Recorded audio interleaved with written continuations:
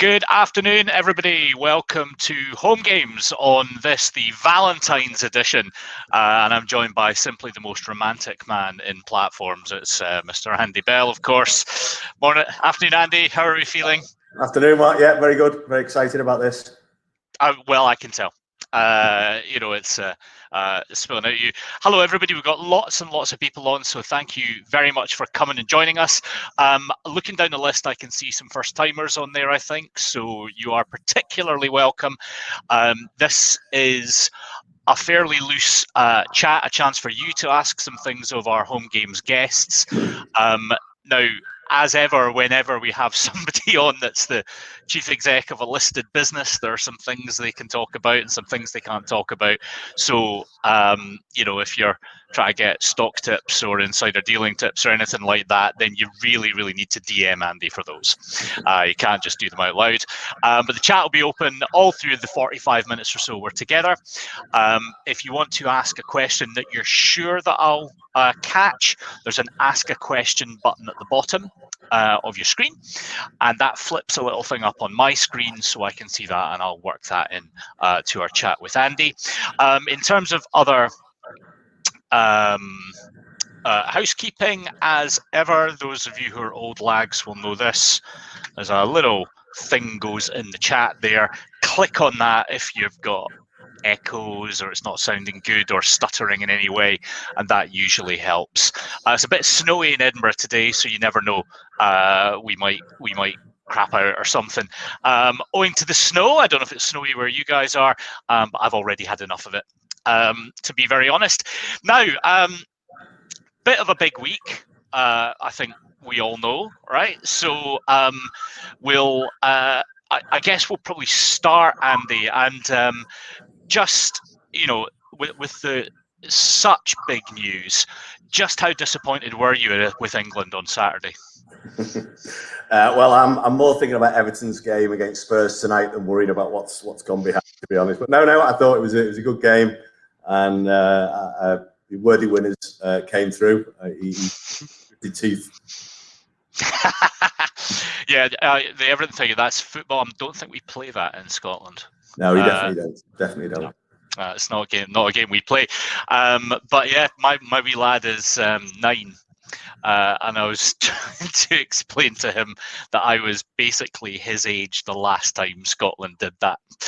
And that really didn't mean very much to him at all. He was just sort of polite about it, but it was great. It was very good fun. Yeah, so that aside, it is a big week, and I think we'll talk about the shape of the platform market a little bit with you, Andy. It'd be a shame not to. Yeah. But we've got a whole range of things that we should cover. But first of all, let's talk a little bit about how things have been in the last year or so, because many of us on the chat run businesses, and we run 10, 15, 20 person businesses. You run a 900 person business, and the logistics of home working and all that kind of stuff must have been a remarkable thing to live through. Yeah, it was something I'd love to say we were totally prepared for it. We weren't. We had to react. Clearly, some things were lined up. All the telephony software was easily transported remotely. We have an awful lot of digital systems and processes which helps. But I think when the end of March hit and everyone was effectively ordered home, it was a challenge. We spent that first week, and I was amazed how quickly we adapted. Looking back on it, I think it was a really challenging time, and proves to yourself and the people who work with you just what you can get done very quickly. When you're in JFDI mode, you just crack on and do it, and you're not having committee meetings. We were having nightly EMB meetings to discuss what had gone on that day, what's going to happen tomorrow, and that was the time frame we were working towards. You can't run a big business long term on that basis, but in a strange way, it was quite great actually running the business with just that single focus to get people home, keep the business operating, and there'll be many advisors who use us and will recognise the fact that all of our services did stay up throughout the whole period. We didn't prioritise certain parts of the business, shutting certain parts down. Always things are sent to challenge you, but in the main, I would say that the staff reacted incredibly well, and I think our priority was to make sure, when the advisors were emailing, phoning up, trying to do something, we were there to support them. And as you say, it wasn't without its challenges, but I think we all pulled together and got there. So obviously, AJ Bell, a listed business now, as we say. Do you, in those kind of moments where everything's so hot, do you get added pressure from investors, or people phoning up and saying, "Andy, tell me how it's working. Are we going to be all right?" and all that kind of stuff? Is that like an extra thing coming in from the side? Not really. I think it is something you need to be conscious. You do now have a new set of stakeholders you need to consider. My first reaction wasn't what the investors were thinking, if I'm honest. And there's a framework there. If things had gone wrong, there is a framework where we're obligated to report it to the stock market. So, I think our team maybe had one or two discreet phone calls, but I think we felt very confident from the start. Actually, as many platforms did, we traded well throughout that period. So, I think it was probably just that week, the working from home piece. I think other than that, I think we were confident. Clearly, if you sort of look across to other industries where the lights are being turned off, I don't think we ever felt as though that was going to be a risk. So I think, in fairness, investors, our institutional shareholders, the last place they were looking to engage was with investments like us.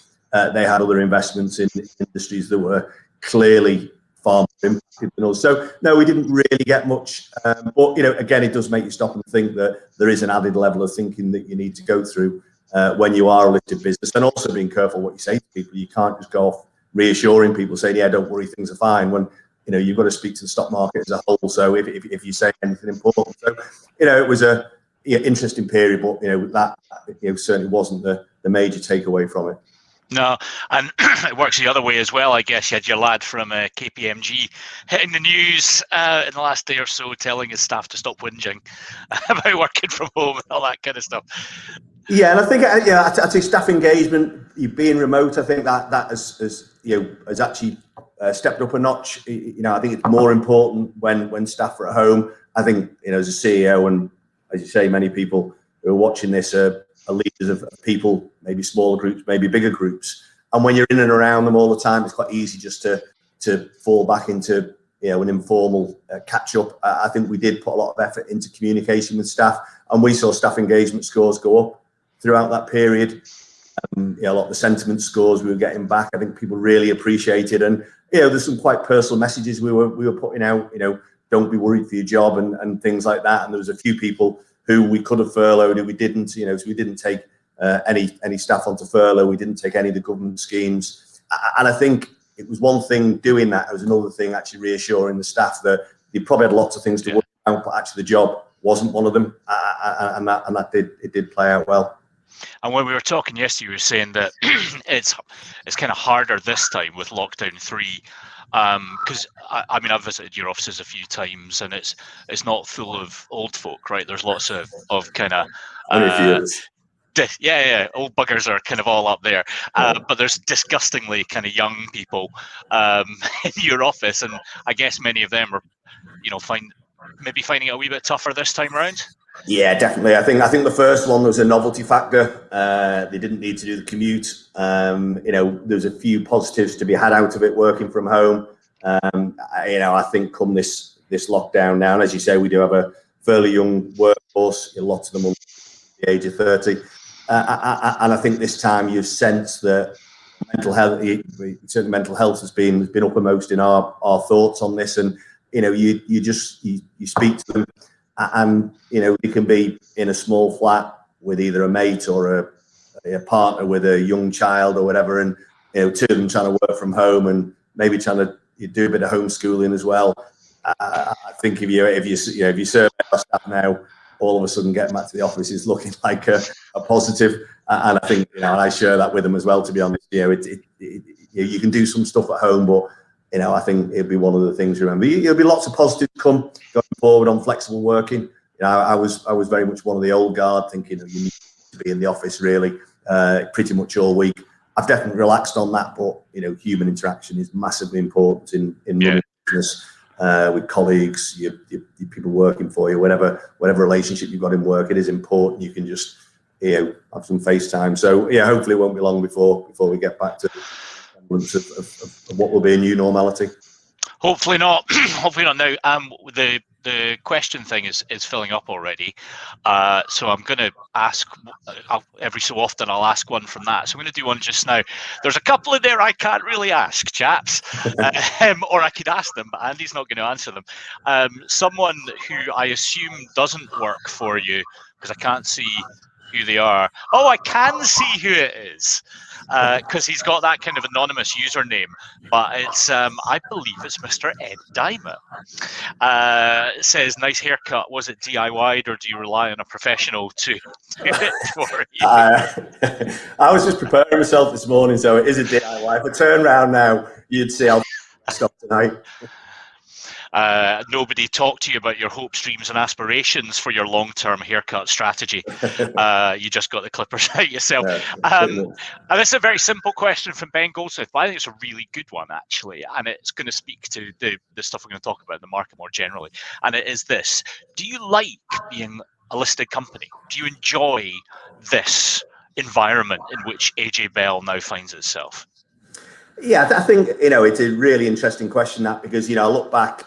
I would see ourselves as being a listed business from probably since 2007, although we weren't.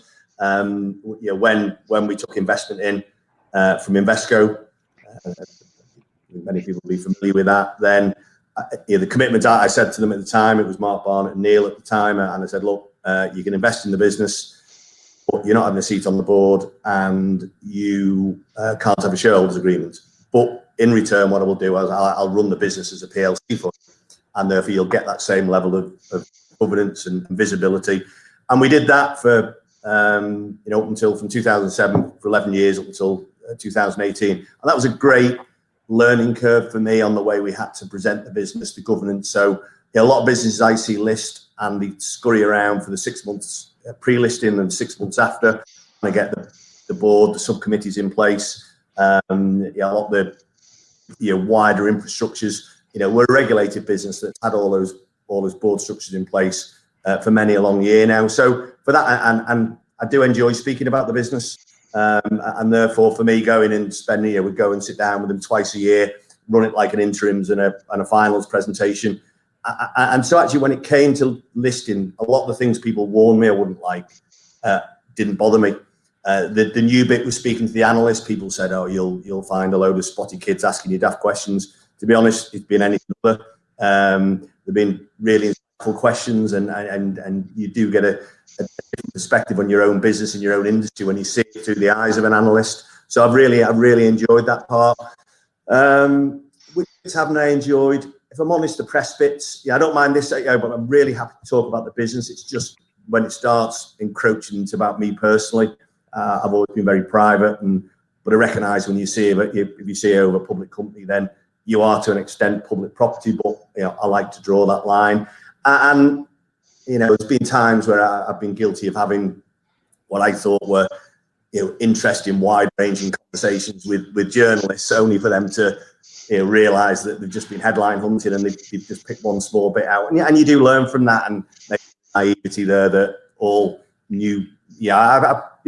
Again, I probably thought I was ready for that, but you do it, under pressure as well, and you've got 15-minute slots on results day, and someone just engages you on your final call, and you just put your feet up and start, and you think, oh no, what was that? So, but those things, nothing dramatic, but you realise that actually you have to be on your guard more often than the private company where I could shoot from the hip a little bit, and quite often did always, I thought, with substance. Never really went into battle with our competitors, but always very keen to challenge the current status quo, be it whether pensions legislation or FCA rules and guidance. So very happy doing that, but as you said, maybe I've got a bit more conservative in my old age. So that's probably the one bit. But having said all of that, I think without a doubt the best working day I've ever had was the day when we listed. It really was. Really?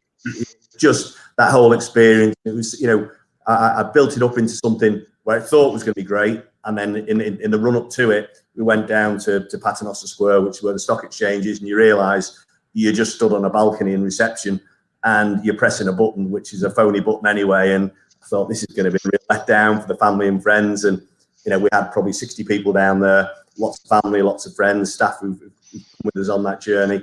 And it was actually quite emotional, to be honest, when we went through that, just that countdown that in 10 seconds, the market is going to give its view as to whether, you know, they found you out or not. You know, the fact is you're back from Liverpool who doesn't really know what he's doing, and he's now managed to bumble his way onto the stock market, and they're gonna see right through you. And that's the way, you know, it's been nice that they've not found me out yet.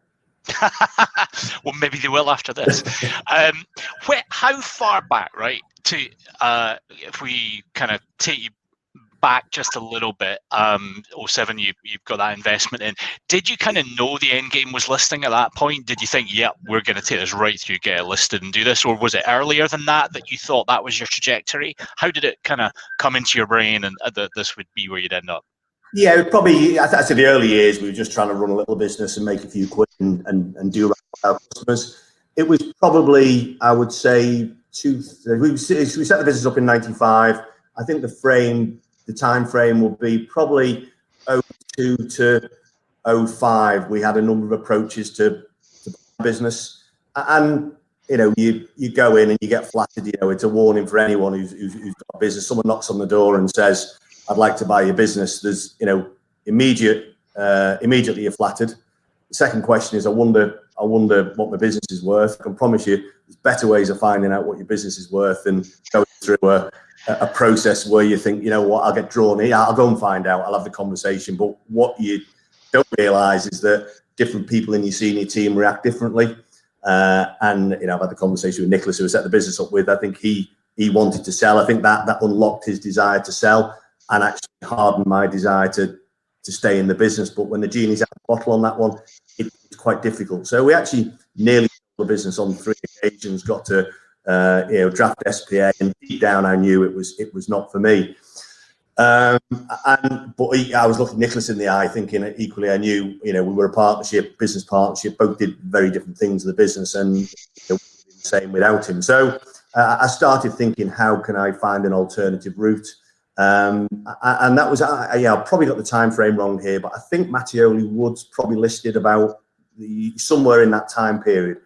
And I remember reading the prospectus document and thinking, you know what, if they can do it, there's no reason why we can't do it. You know, it all of a sudden, it felt like it was a sale. It would allow Nicholas to cash his chips in, would allow me to take control. And that was really the premise on which we went to see Invesco.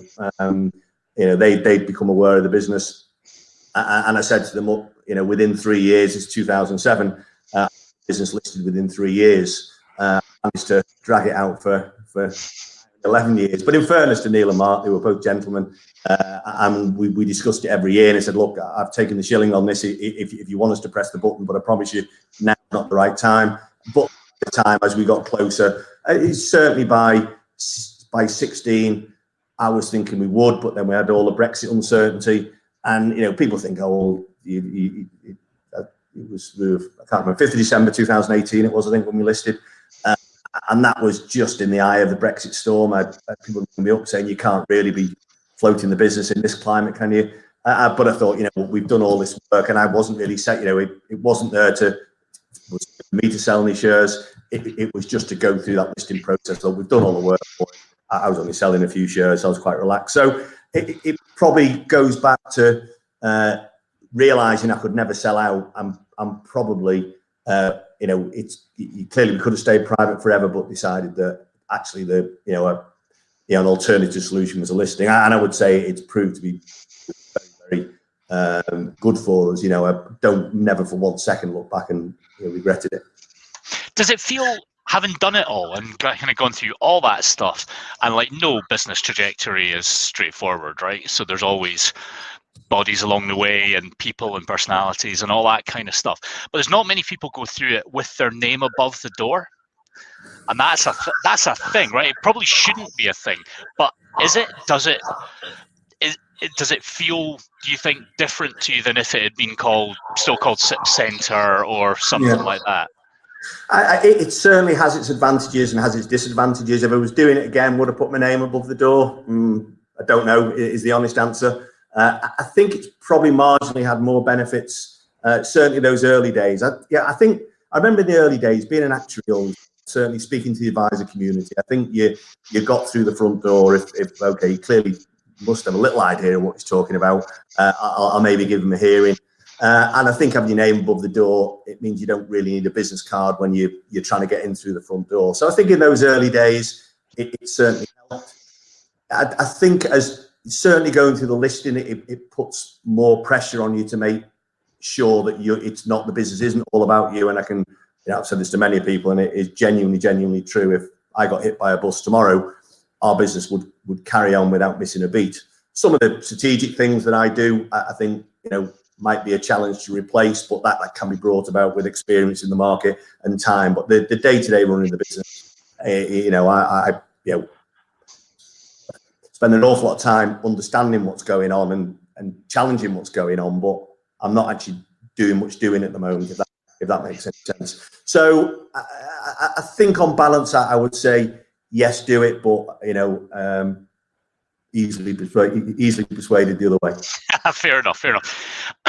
Last question about the listing, maybe. Mr. McPhail, our favourite bike salesman, is on and asks, how did listing affect employees and the mood in the office? That's interesting, isn't it? Because it's it's turning into a different world. Private to public is a different kind of game altogether if you're working in a business.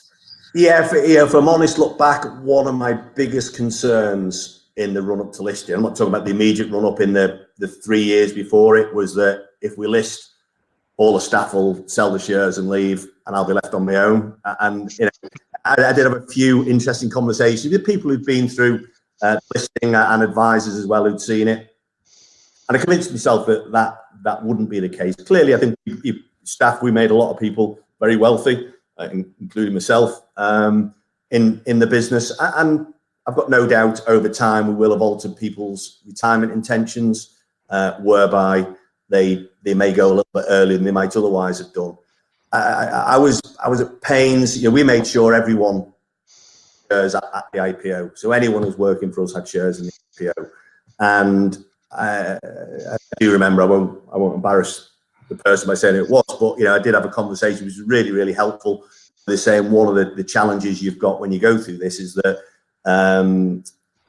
you're going to have the have-nots and the have-lots in an IPO world, where your staff, it creates a challenge to manage. Not one that can't be managed, but and people will come into our business now, they won't have the historic shareholding. But it did worry me that I thought there's going to be a few people, and we referred to it as the purple Porsche syndrome. So I said, turn up and find a purple Porsche in the garage underneath the office, you're out.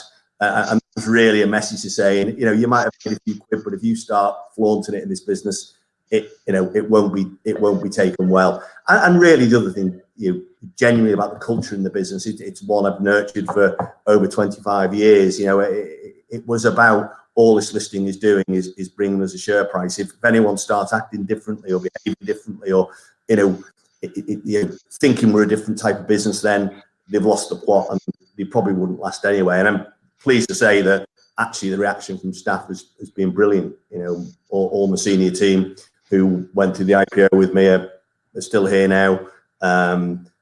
We've got, I'm sure quite a few of those wouldn't need to work if they didn't need to, and there's probably people further down in the business who have had life-changing amounts of money, but still enjoy coming to work for their own motivation. So it definitely wants to be thought about. But as long, I think I always come back to if you treat people well and treat them with respect and you're fair to people and honest with people, then the more likely to stick around than not. And I think that's in the main what's happened. I mean, I've tried treating Mike Barrett really badly, and he still keeps coming back. So, any tips you might have on that front would be there. Now, let's talk about platforms a little bit, right, and the market. Got lots of questions coming in, some of which I'm not going to ask you, Mr. Cash. Mr. Cash, that's a very cheeky question.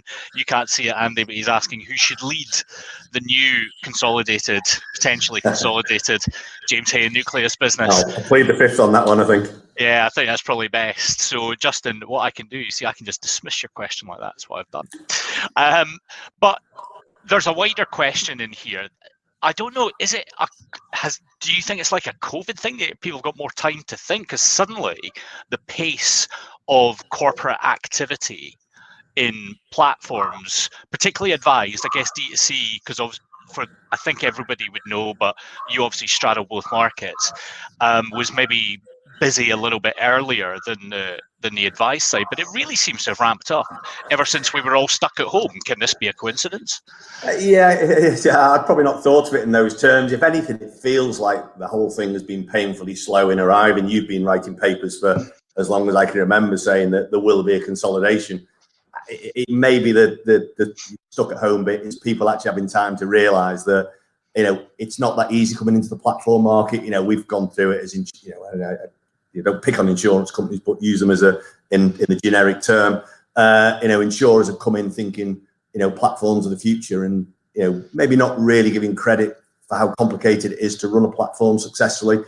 And, you know, I think it's probably a bit like in advisor land. You'll find there's a 20-year cycle where the big boys buy up all the small guys in the advisor land, and then eventually realise it's not work, so they have another 20 years, but they don't do that. And it feels as though we're just on that turning point in platform land. You know, when I was having conversations back around in 2005-06 time, when we were being told we should sell it, I think the message was, this is your moment, this is the time to be selling to one of the big insurance companies. And it was probably sound advice if you wanted to sell. And in a way, I think we're at the opposite end of that spectrum now. I think there's people are realizing actually you can't buy yourself out of a platform that doesn't make money. You can, you know, there's no point spending money on the platform to make it better because it'll take too long to get your money back. And there's no point dropping prices to a point where it's uneconomical because it's not sustainable. And eventually you think, you know what, let's stick to what we're good at, which is, you know, what I believe most people should do in life. And I think we're just seeing all of that coming to a head at the same time. And I think there's decent price. I suppose the bit that surprises me is that there's decent prices being it got for businesses that are effectively, you know, I'm not talking about Nucleus here because they're a proper business, but some of the deals that landed on my desk, you're just buying a book of clients is the way we look at it. And then, you know, you're actually buying a system that you don't really want, and therefore you're looking at it as a book of clients, and you're thinking, what's our acquisition cost?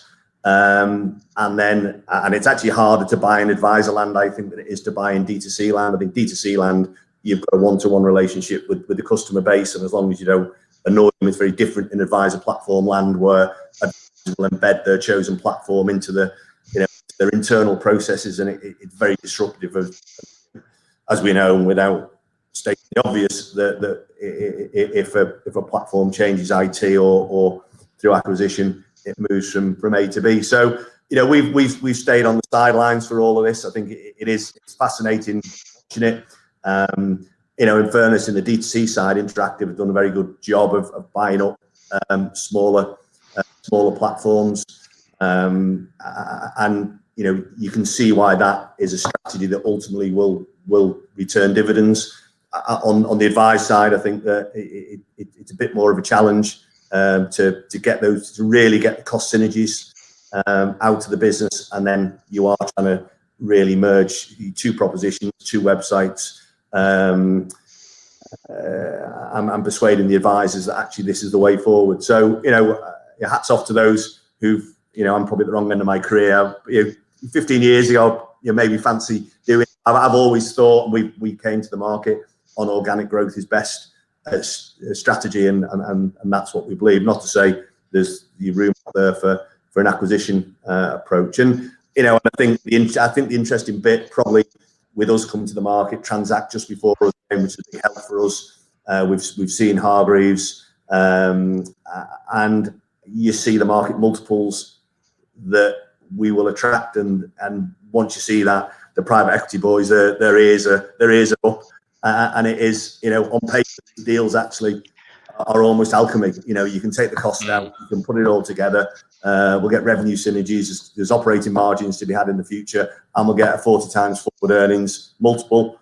You know, we've just doubled our money. Thank you very much. And doing great, but it's not without its pain. Yeah, and when you're talking about interactive investor there, I mean, it's Mr. Flowers and his friends, obviously, behind there and funding acquisitions, and I'm a bit conflicted because we've done a fair bit of work on some of that stuff with interactive in the past. But you're right, you can kind of see it, and usually what's happening is that what's moving is a book that probably has been a little bit unloved or hasn't been completely core with TD and that kind of stuff. It moves over and it can kind of see it. But the emotional bond, I wrote about for the update this week, the emotion that's been poured out to us from Nucleus advisors is a hell of a thing, right? I mean, and it's a huge credit to the Nucleus guys that they built up this loyalty, and you shouldn't, you don't have to comment on any of that. But I wonder, I mean, there's so much private equity money flying about, not just for providers, but for advisors as well. Is it healthy? Again, personally, I discounted private equity into our business a long time ago, and therefore I've never really engaged with private equity that much, to be honest. Is it healthy? Probably healthy, unhealthy. I think it's just a sign of where we are in the market, that we're in a great space. I think that private equity gets drawn to to where all the action is, and I think this is where the action is. So healthy, unhealthy, it's for those of us in it. I think it's just recognition to my mind that we must be doing something right, and it is. 5-10 years ago we were debating whether platforms would win out against insurers and asset managers. You look now and people don't have that debate anymore. Insurers they insure, which is what they should always have done, and asset managers really have if they're honest, other than trying to get back into the platform game, they've lost control of the distribution and are reliant on platforms to deliver that for them. So I think sat where we're sat, I would say it's inevitable. More competition in our space is just inevitable, but you need scale to do a startup is very difficult in our sector. More so, lots more so now than when I set up and others set up. So I think we're in for a really interesting time, and I think you'll have plenty to write about over the next 5 or 10 years until you'll be hanging your pen up, I'm sure. Yeah, or being shot in the back of the head or something. While we're on kind of businessy stuff, we need to talk about D2C a little bit more. But before we do, I'm very pleased to say that in the attendee list is Mr. SIP himself, Mr. John Murray, who I know you know of old. And John asks an entirely innocent and open question, which I bet he'd love to come on and debate with you. I bet so. What are your thoughts on the future of the SIP market? So thinking about that kind of specialist end of the space. Yeah, it's what are my thoughts on the SIP market? I got my roots in the SaaS market originally, and then the SIP market. I think I look at our business. I think the one thing we did, which is a good call, was back on pension simplification. Pension simplification obviously opened up. You can invest in in anything you want. There'll be tax consequences for investing in some things, but actually no longer the old Memo 101 that used to say this is what you can invest in. That's been thrown out. And Peter Hopkins, who led pension simplification, works for us. I quite often debate with him that was just it was a mistake on HMRC's part. But HMRC were just looking at tax. That's all they were bothered about. SIPs weren't regulated back in 2004, or in 2006, I think. So long ago. And then in 07, SIPs became regulated. So it was only done with the tax mindset. And therefore, we said, and I had some battles with our sales guys where they said, well, so-and-so is allowing their customers to do this. I think unquoted shares being a good example. And I said, no. Yeah. I was writing note after note, really trying to help advisors why you shouldn't put unquoted shares in a SIP. Why you shouldn't do so many other different things. And I think that internally, people got it and realized, well, I'm the boss anyway, so I can make those calls. But it was costing us businesses, no doubt. And I look back at that and I see, some of the challenges that have hit the SIP industry now, with the unregulated investments. And, SIP's always sat above at the top of the tree, the moral tree out there. We had the high ground. And you look at some of the legal cases that have gone through now, and there's almost a danger. You see the marketing people now, and you can see the look in saying even the pension proposition, shall we call it a SIP or not? There's a time when everyone was badging a personal pension as a SIP just to get the kudos of the name.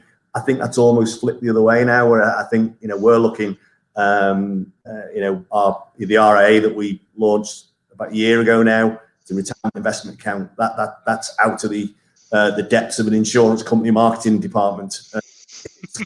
And really, so platform pensions is really where we are at. Not personal pensions as per the insurance company auto enrollment, not what we do. But if the government announced tomorrow that you can never do another property purchase, sad, but in a way they sort of announced that when they restricted the borrowing rules anyway. It sort of killed that market a little bit.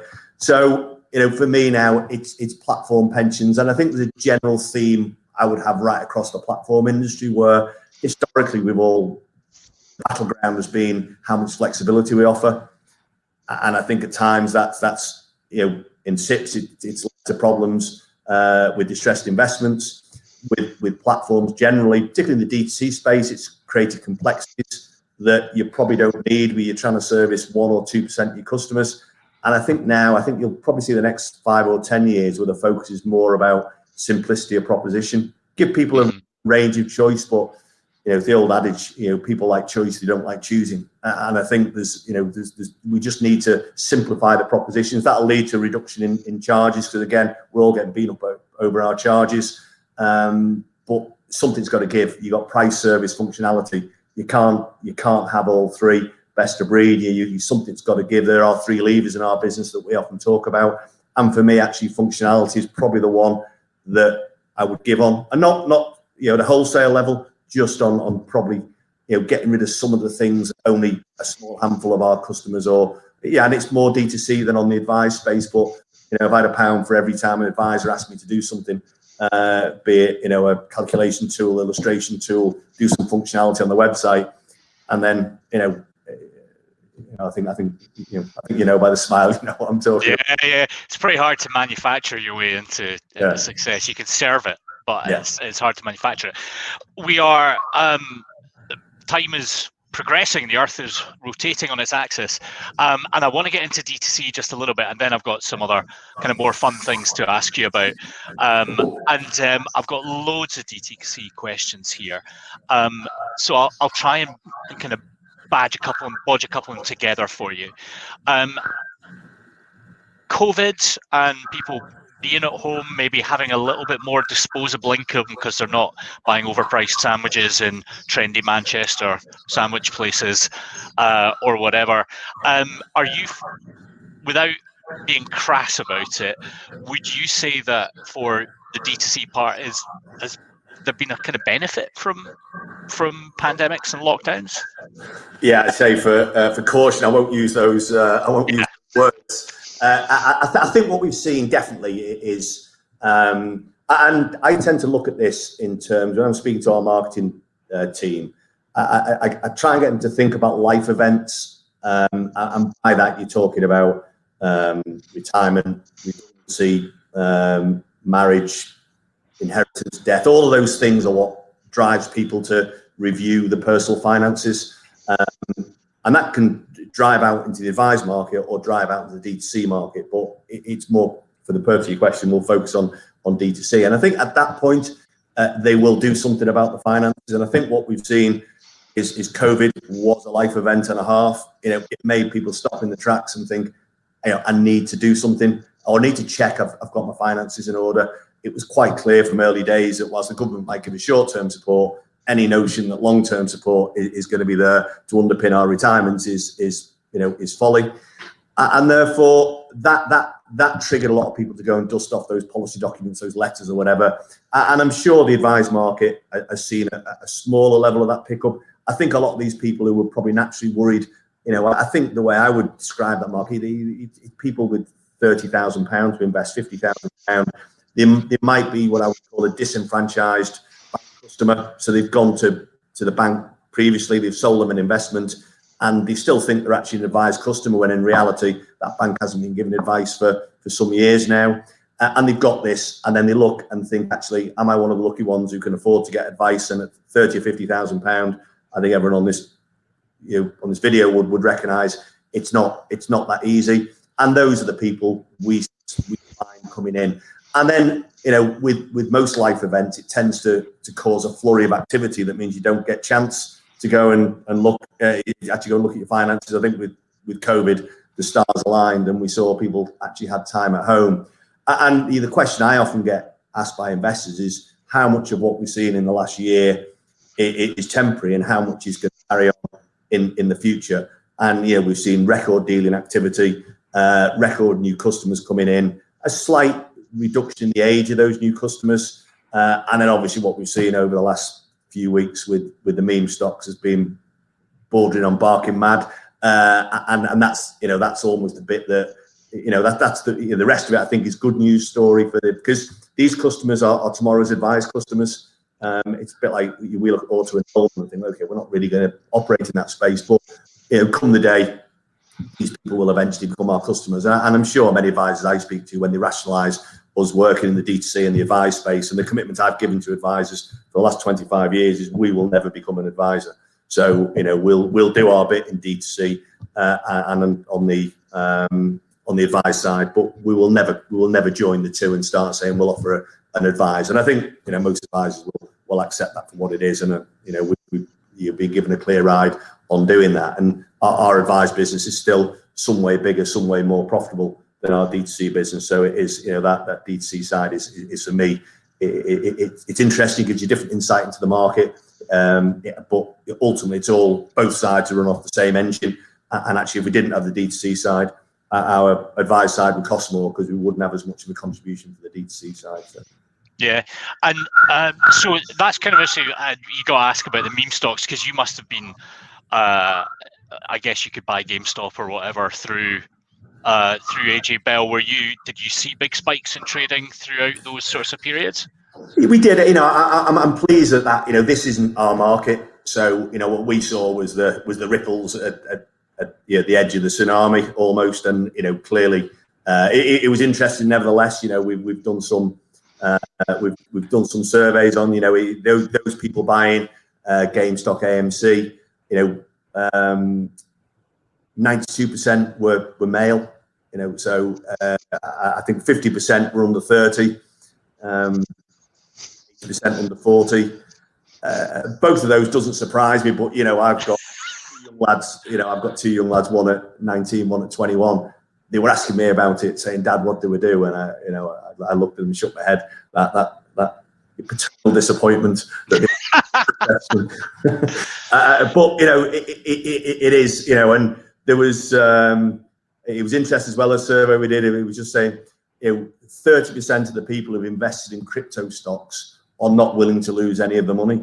That was the one thing that, you just shake your head and look at this. So I would hope it'll just be an interesting footnote in history, this, and won't start driving the markets. I don't think it's good. You could argue it's going to bring the youngsters getting to engage with investors with investments, but I would say an awful lot of the people who've gone into this have done so without any real knowledge of it. But we'll see. And then you've got crypto on the other side is the other thing that's taken off at the moment. In a way, I think the FCA, it's good they've stepped in and basically put a curb on that. But you've still got Argo blockchain is a stock you can buy in the stock market, main market listed. We're seeing that actively dealt at the moment, and you overlay Mr. Musk's comments, and you think, we just what are we doing? It is a fascinating market, but hopefully it we'll see some return to normality So when I see you change your kind of Twitter little profile thing to say Dogecoin, that's when we know it's time to buy. If I could move markets as he can, then. Talking to moving market, just one more question on D2C, and then we'll talk about some less boring stuff just for the last couple of minutes. We've got lots and lots of new entrants. We've got a few big guys, you, Fidelity, HL, Interactive, Barclays, I suppose. And that's great, and kind of everybody knows where you are with that stuff. But then we've got these kind of buccaneering, free trading kind of apps coming in with the intent, presumably, of disrupting you guys on price. And a question coming out, sorry, I haven't seen who it's from. And what's your view on defense against that if there starts to be an expectation that trading should just be a free thing? Yeah, and if something's free, then you should be asking questions. That it's the old "you are the product" is the phrase. So I think there's a couple of things going on in what I would call the disruptive market. I think you've got the user experience piece of a lot of these apps. I think some of us, old guys can learn from some of the stuff they do, and they are very good when you go on. The functionality, you're looking to open banking and stuff, and there are things that we can do there definitely, but none of it is particularly complex. It's just about your priority. I don't look at any of those apps and think, oh, they're doing something that we couldn't do.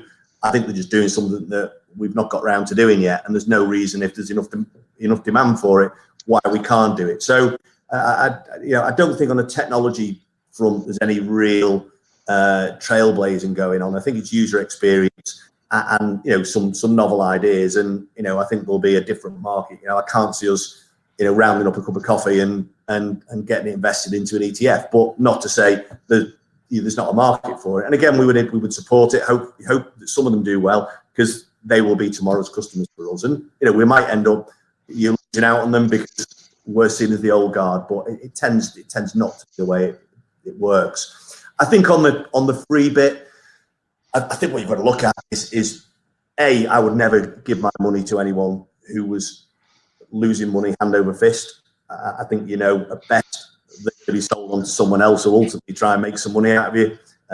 Ride the wave while you can, but I think there's a real issue there that we want our financial services providers to be profitable and stable and to be here tomorrow morning when I wake up. And I think that's a challenge that any startup in our industry has got, and one that I have sympathy with, because I was over 25 years ago.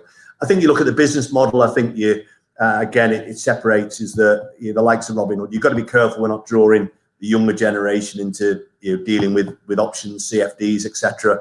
Where you're thinking there's different margins made on that. We've never dealt CFDs. They are incredibly profitable. And there's mainstream platforms will do it. I just looked and thought for me it's the other side of gambling, and technically it's not. But we just drew a line on that. On the free dealing comment is that you've got to look at where you make your money. You go over to the US and their key payment is order flow. With best execution rules in the UK, we can't get paid for order flow. So it's really, you say to your market maker, mate, I'll give you a load of trade and we'll have some money exchange or something, data change hands instead. So I think you've got to look. I think if you're paying, I think I saw one of the questions coming up asking about our £1.50 charge. We have costs when we deal, and we could put another basis point on our custody charge and absorb the dealing charge. For us, we've just taken the decision that you've got to get that balance on pricing. You've got simplicity over here and fairness over here, and they are a tension that fight against each other. You have a simple basis point charge. It's very simple, but there's a cross subsidy. If you're too fair and charge people for what they consume, you get pages and pages of menu charges. So for me, I think I think if it's free, then it's quite possible the market go that way, but you're going to be paying in some other way. Yeah, that makes sense.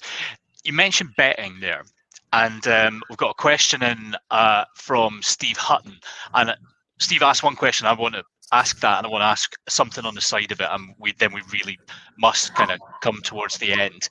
But if anybody needs to dash off, this will be up on YouTube later anyway to catch the end. So Steve's asking whether you feel that the spend on sports sponsorship is kind of beneficial for client acquisition, or is it just because you love sport and it's fun to be able to do it? The question I want to ask is something that we've kind of bashed about as well, is we're seeing trading and betting becoming a key sponsor now of lots and lots of sports, and kind of targeting that demographic. You're saying when your football manager or your favorite striker, or whatever, is saying, get in on this crypto or this CFD or whatever else. Obviously, that's the point at which we all run the other way. But what's your kind of opinions on both those points? Okay, yeah, good question on the sports sponsorship. I think most important, it's not done because it's my pet sport. I think it's probably my answer to the England Scotland question at the start. Rugby is not really my sport. If it was, it would be the AJ Bell Goodison Stadium if we were following those lines of thinking. Very deliberately said at the start. Look, and there are companies that do that. It's just a nice little benefit, but very much deliberately the other way. He said that it's got to be done. Very simple business reasons. When we did the stadium, the advisor community knows us, but our brand awareness outside of the advisor community is still very low. Something we work on, something we've improved. Part of the reason for the IPO, actually. And I think we're probably coming up 89 years on the AJ Bell Stadium, but we've done badminton, we've done triathlons, we've done squash. I can't think what else we've done, but it's all been very simple in that either the participants or the spectators are our typical target client, and there's TV coverage, so we've not been looking for anything that is, so we wanted to be the main sponsor in anything that we've done, and I think we've managed to achieve that in all of those.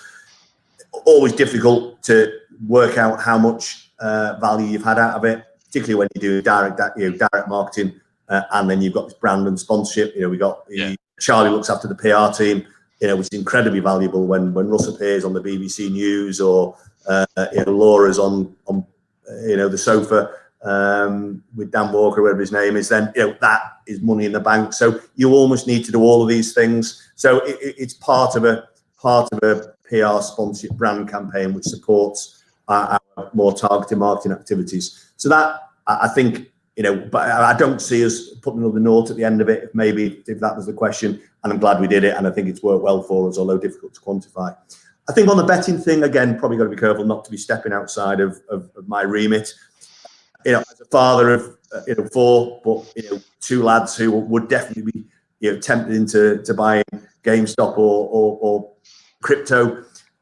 You could see them, they engage with these betting firms, and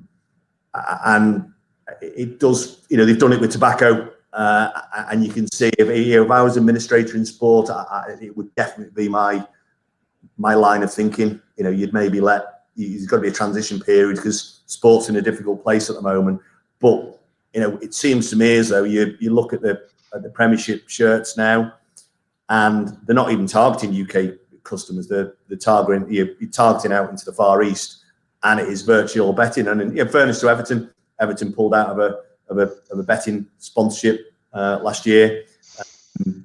They've now got a Kazoo, I think it is, on the car side, and I think that was driven by what I think is a responsible attitude. And I think was they may, I don't know the details, but it may have cost them a few quid to do that. But I think it was a stand against that move, and I think it's only government really can do that. You can't expect all clubs to be taking that attitude. I think it does need the government to step in. So if I was responsible for it, I'd be saying to the betting industry, look, it's your job to persuade me not to do this, and the sports clubs, and I think they'd be hard pressed to persuade me.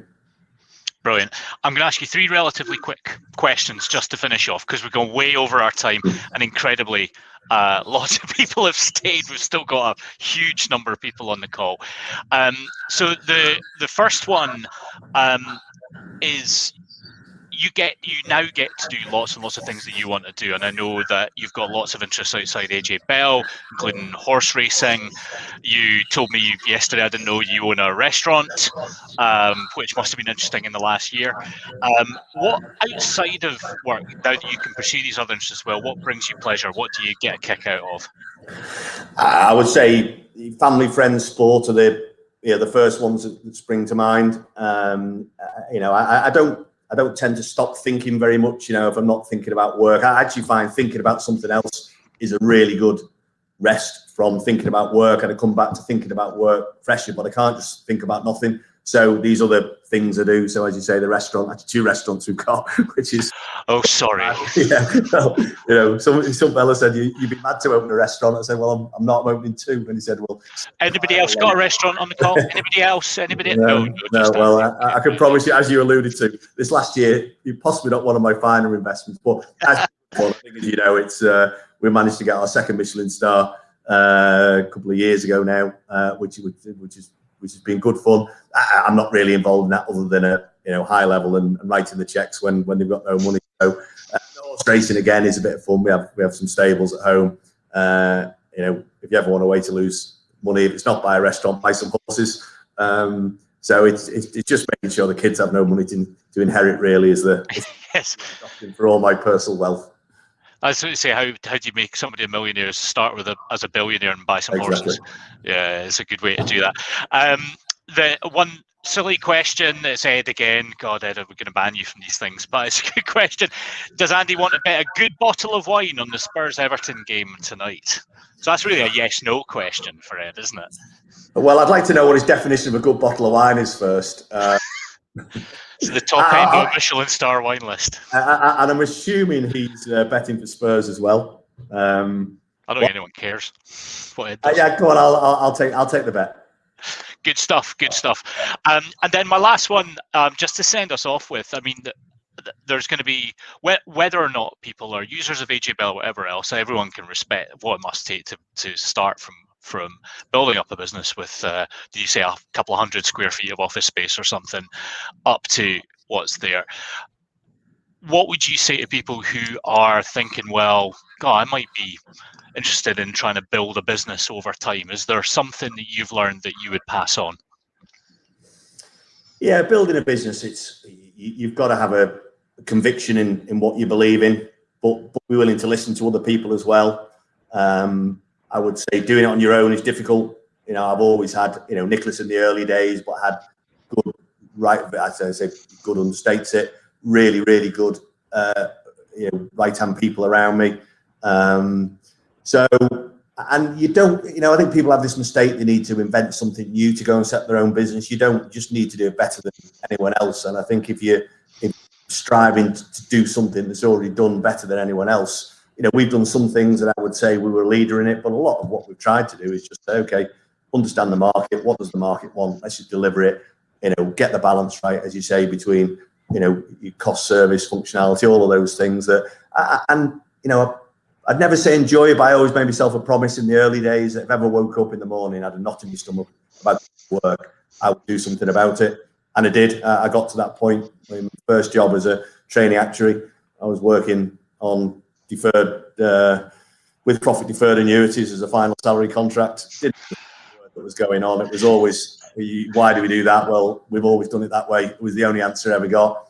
And I packed in and played football in America for 3 years and did a bit of tennis coaching over there, and came back reinvigorated, and that was really the platform on which I set up on my own. I thought, what, I've had that knot in my stomach. I've never had it since. I've had some shitty days, don't get me wrong, and some days when the sand and the sea would be far more appealing. But if you're committed to it, it's hard work, but plenty of job security as well, because you're going to start laying people off. The last person to get laid off is yourself.